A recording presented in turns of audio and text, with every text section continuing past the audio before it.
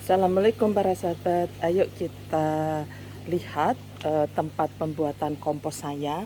Jadi ini adalah tempat saya membuat kompos, jadi banyak sekali ya para sahabat ya, tabung-tabung, tetapi ini menghasilkan kompos sehingga saya tidak perlu lagi untuk membeli kompos karena sudah terpenuhi dari produksi kompos ini ya. Bahannya adalah daun-daun kering begitu ya.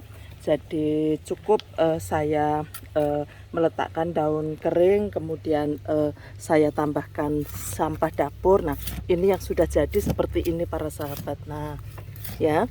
Jadi ini secara berkala ini sudah sudah jadi begitu. Jadi gantian ya, pada saat saya membutuhkannya sudah terpenuhi semua. Jadi saya sudah bertahun-tahun tidak membeli kompos, tetapi ini membutuhkan waktu ya para sahabat ya. Minimal adalah 3 bulan sampai dengan 6 bulan baru kita mendapatkan kompos seperti ini. Nah, sekarang saya tunjukkan saya juga membuat kompos, cara membuat kompos yang lain ya para sahabat ya. Nah, ini jadi ini saya buat biopor ya. Jadi tabung yang kecil kemudian saya tutup ya. Terus kemudian saya isi juga dari bahan sampah dapur dan juga daun-daun kering begitu ya.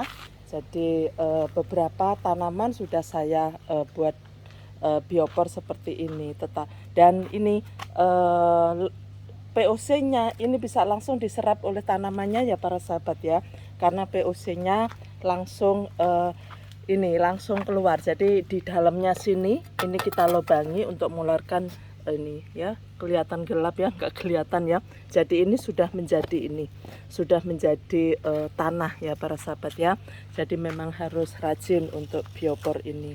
Terus kemudian para sahabat, beberapa daun-daun kering ini saya biarkan aja seperti ini. Nah, ini juga bisa nantinya menjadi kompos ya para sahabat ya. Nah, beberapa tanaman memang saya biarkan daun-daun keringnya di sini. Nah, nanti akan lapuk dengan sendirinya. Tapi ini memang tidak bisa dihitung dengan waktu ya.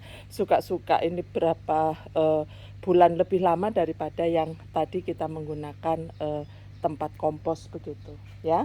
Nah, jadi itu para sahabat cara saya. Terus kemudian ada juga yang ini para sahabat. Jadi ini bekas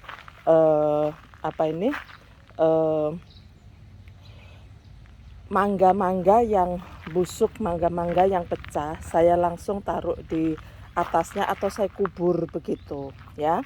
Jadi ini, nah seperti ini saya kubur ini para sahabat ya. Jadi ini juga menjadi kompos. Jadi saya tidak pernah membuang sampah yang ada di ini ya, yang ada di rumah maupun yang ada di kebun ini.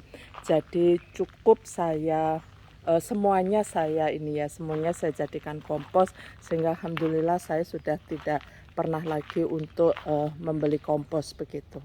Jadi untuk bisa memenuhi seluruh kebutuhan saya. Terus kemudian nah ini saya tunjukkan, menurut saya ini yang paling efektif dan paling mudah dan bisa langsung diserap oleh tanaman. Kebetulan ini mangga cokanan, sudah tahu ya kalau mangga cokanan ini sangat genjah ya para sahabat. Nah, yang saya lakukan adalah bahan sampah dapur ini ya. Nah, ini sampah dapur.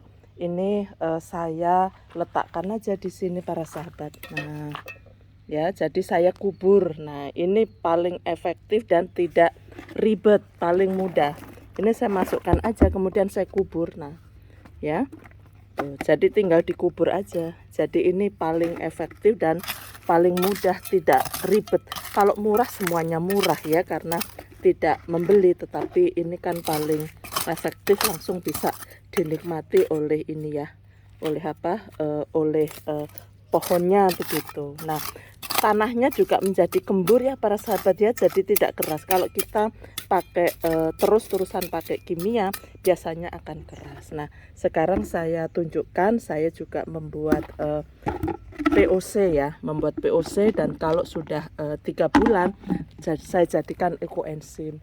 Jadi ini bahannya. Ini saya lihatkan, maaf ya para sahabat ya, agak terpisah, tapi sambil lihat-lihat tanaman saya sangat ini ya, sangat rimbun, dan buahnya juga alhamdulillah, mangganya juga banyak sekali setiap musim mangga. Coba dilihat nih, saya bisa merasakan atau bisa berbagi buah dengan baik. Nah, ini adalah hasil saya.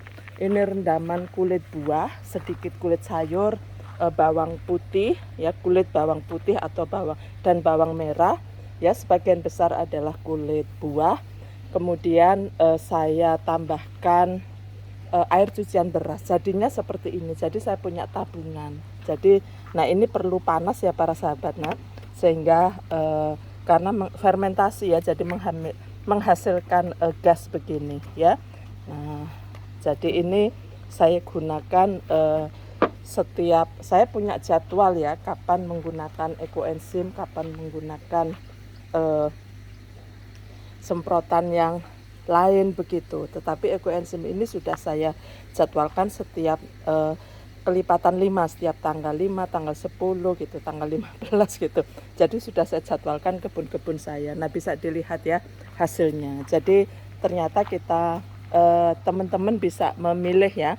Jadi POC yang POC cara membuat kompos yang mana yang paling tidak ribet untuk teman-teman, sehingga kebun kita juga bisa lebat buahnya dan subur-subur seperti ini. Salam sukses para sahabat, ayo kita hijaukan bumi kita supaya kita sehat menghirup udara